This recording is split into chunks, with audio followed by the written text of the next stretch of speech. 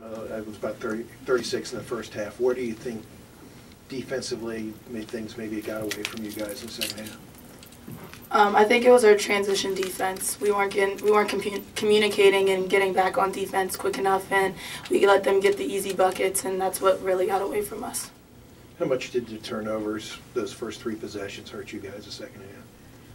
I think the turnovers as a whole hurt us throughout the whole entire game. We have been doing a really good job with not turning over the ball, and it kind of got away from us tonight again. What do you feel like you guys got to concentrate on before Sunday? We have to get back to the game, how we were playing, not the last game but the game before, communicating on defense and running through our offense and taking care of the ball. What did you feel of about Sierra's play in the second half? I think there was one play in particular that Mitchell looked like she had a breakaway layup, and Sierra ran her down and blocked the ball. Do you think that she showed the kind of effort? She definitely showed a lot of fight. Sometimes you look up at the scoreboard and it can be tough emotionally to play through when you're down, and I thought Sierra and Tori and Candace and Kiki in particular, those 4, and Kalia, thought they kept fighting, and we were able to cut the lead back to 8 or 9 at one point, but it was a little too much. I think those 3 turnovers to start the half kind of gave them a cushion that they were able to play with for the rest of the game. But I did think our kids kept fighting, and certainly led by Sierra's effort. Coquese, the first half and also throughout the season, we saw like flashes of what this team can be.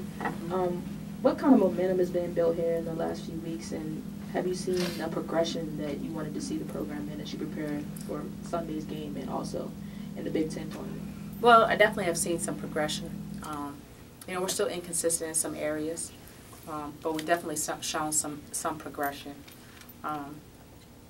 I think going into Sunday and going into the Big Ten tournament next week, if we can do a better job of taking care of the ball, that will help.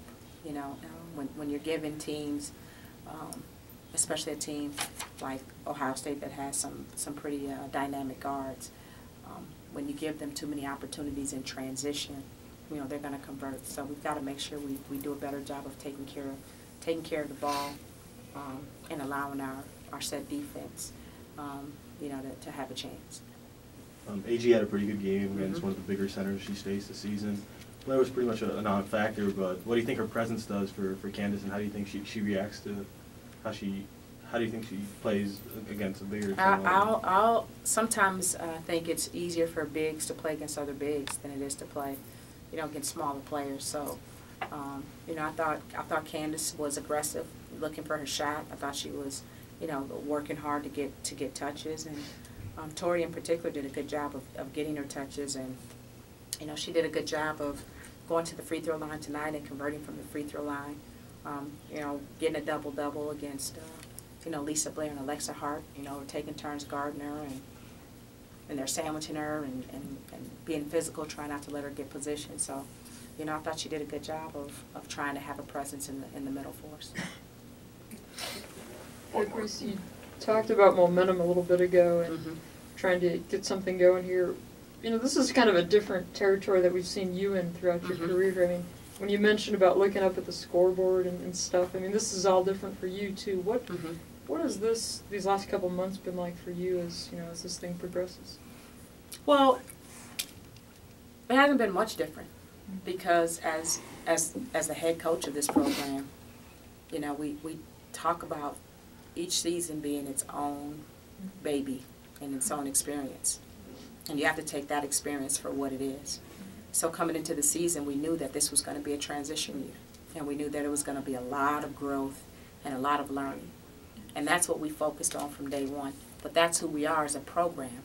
Even when we're playing very well and we're winning championships, we focus on growing and getting better and learning lessons that are going to help us play our best basketball at the end of the season, whatever that looks like. When I look at this team, I certainly see a team that's playing better basketball now for longer stretches than we did earlier in the season.